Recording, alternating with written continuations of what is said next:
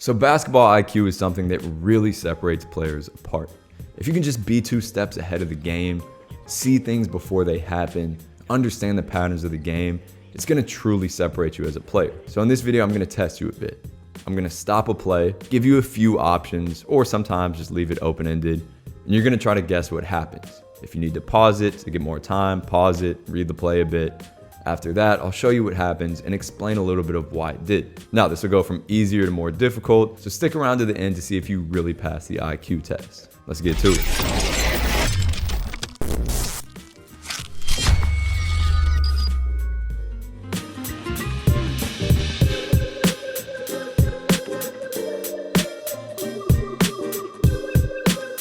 So in this one here, you're looking less at position and more at momentum, right? So that third layer, the tag defender here, has a little bit less momentum moving towards the ball handler or towards the paint, whereas this one is kind of selling out to stop that roll or tag them, which makes this pass easier to hear.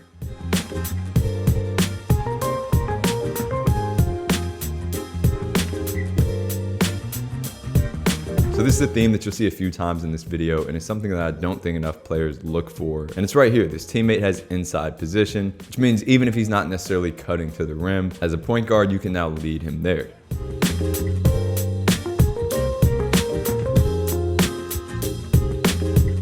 So for this one, he has 3 very valid options. I would say the short roll may be tough because he would lead him into this tagging defender, which could create a little bit of chaos for this big. The slip isn't really there because there's a defender here who can kind of take that away as they're trailing behind. So the curl is probably the best option here. Now, one detail I want you guys to notice is this slow pass that he makes.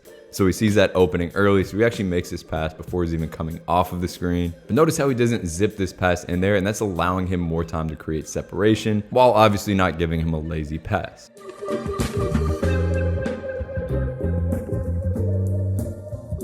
So this is a true example of what we call a 0-second decision, where he actually knows what he's going to do with this before he even gets the ball. Again, this one here is more about momentum than position. Obviously in this screenshot, you can see that this defender is still even with his teammate, but he knows he's sprinting and closing out on that, so he doesn't need any more time after he catches it. He's already jumping to make this pass before he even gets it, which is the speed that you're going to have to play at a high level.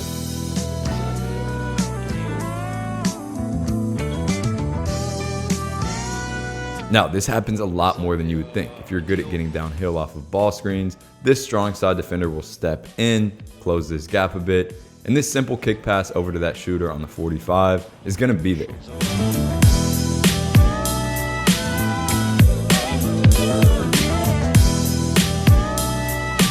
Now, to be honest, I don't know if he actually faked this on purpose, but that was nice.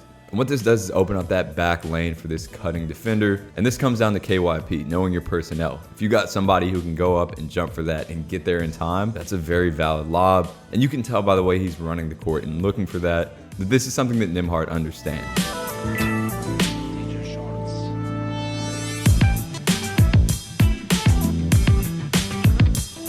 This is a recurring theme here as this big Hayes now has this momentum advantage. And this is why understanding how you can lead teammates into a space or into a spot is super valuable, especially on passes like this. Because even though this pop actually looks open and the roll doesn't necessarily right now, by the time you release the pass, and especially when the ball gets there, it's going to be a completely different situation. That comes down to reading this momentum.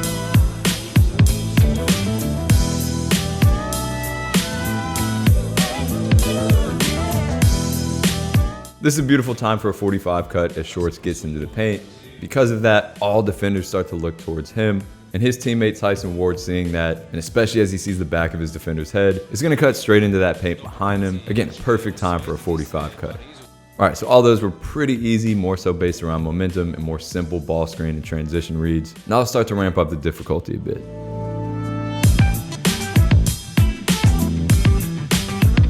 So as they're icing this ball screen, I think what TJ Shorts is looking at here is trying to get down a little bit. If this happens and it creates the angle for this pass to his big, this defender is going to have to step over, which he does, and now he's able to make that hook pass across the court. So as you'll see, this requires TJ getting down into this position to be able to make this pass, allow the defense to feel that threat, but seeing this 2 steps ahead is a sign of a good point guard.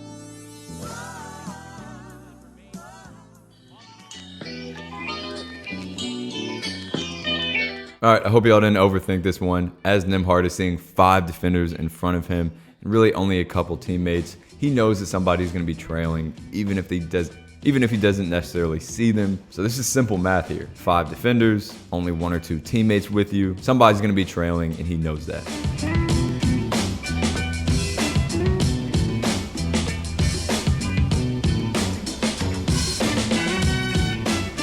This is a perfect example of how the second layer of defense is going to dictate where you drive. So in a one-on-one, I think Proctor just keeps going here. He's got him beat. Even if he gets a little bump, he can just go by. But he sees more space by countering back towards this other direction. Rather than driving into a second layer that's a little bit more packed on this side. Because of that, he counters back, still leaves his defender off balance, and he's able to make a nice play from there.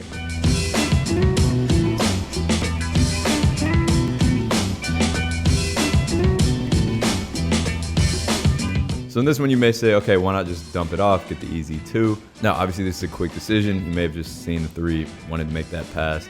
But I think instinctually, you don't know because you can't really see. You don't really know if there are other defenders trailing in because the vision is blocked here. So the safer pass and the one for more points is the 3 ball here.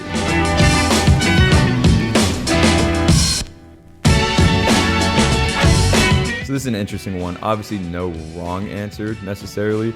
But one thing you'll notice really good passers doing is always playing it safe, passing away from where the defender's range may get. So passing it out may make it a slightly tougher shot. But I guess my point here is that it's not always worth putting it right on their hands and quote unquote giving them the seams of the ball, when in reality a safer pass could be the better option.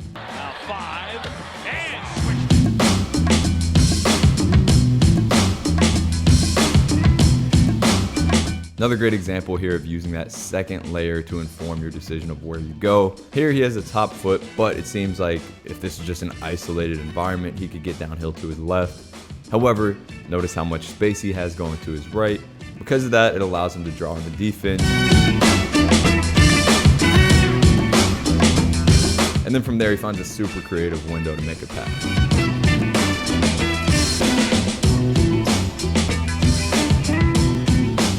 So this is a pretty standard slip read here. He sees it on this down screen. The screener is going to have some momentum towards the basket, so it just leads him there. Doesn't necessarily have to be the most open in the world, but if you see this ahead of time, you can help that screener beat the defender to the basket.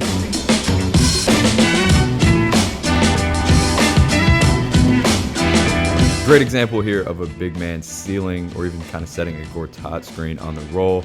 So as TJ Shorts gets here, he sees Hayes' ability to kind of flip around and seal this defender off, which is going to give him an easy lane to the rim.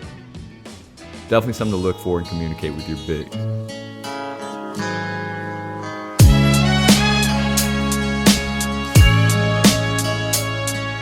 You may miss this read here, but so do probably 99% of other hoopers. Not Sasha Vezenkov though, who scores the most off of cuts out of pretty much anyone in the world. He realizes that after this big gets the ball, the play is not over. In fact, it's really just starting for him, as getting the ball into the lane creates attention. And then he chooses to go behind this defender here to get a better angle while being unnoticed all the way to the rim.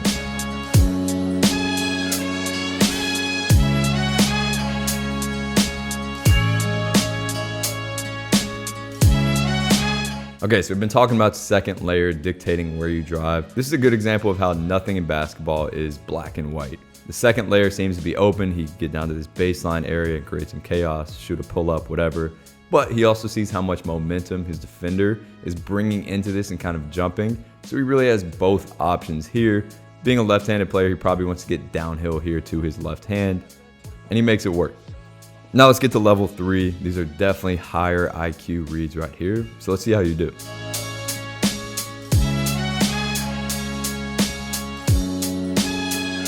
All right, so you probably saw the open cut here. However, what you may not have seen is the inside position that Vezenkov gets. So this really turns into a 1-2 pass. And again, this comes down to Vezenkov not giving up on the play just because somebody gets a nice pass, maintaining that inside position, and getting an even more open bucket.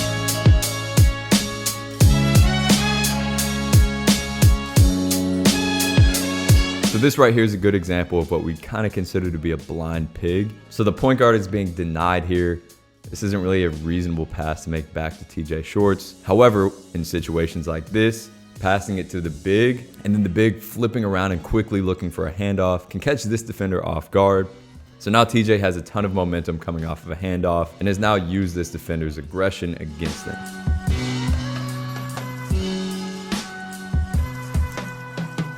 So right here, it's a little bit tougher to make a read, right? He could try to throw a pocket pass, but he doesn't know a flag is gonna roll.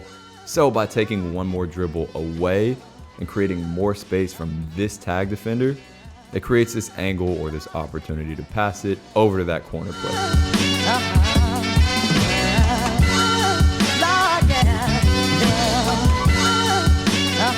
Once again, a lot of this comes down to the second layer of the defense. So when there's a hard hedge or an aggressive coverage on a ball screen, a lot of times just being patient, backing up a little bit, allowing your big to roll while staying composed is going to create a ton of compensation in that second layer, as you see here. So he knows that if he waits like he does, he's going to have this wide open teammate coming up to the top of the key.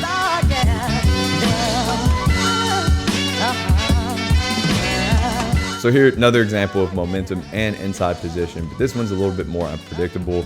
But this just goes to show that so many players are missing affordances or opportunities to cut to the basket based on when they have a little bit of an advantage off the ball like this. And as a ball handler, you got to see this and sometimes lead them to that.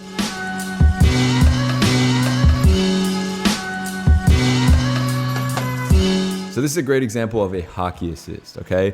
Ball handler here is going to have a tough time getting this to the big. And also, he's not going to be posted up in time. So he buys time and also creates a better angle by passing it up top, which creates perfect timing for the seal and then an easy bucket around the rim. So let me know how y'all did. Obviously, we ramped it up to a pretty difficult level. But this is the type of stuff I want you guys to start studying.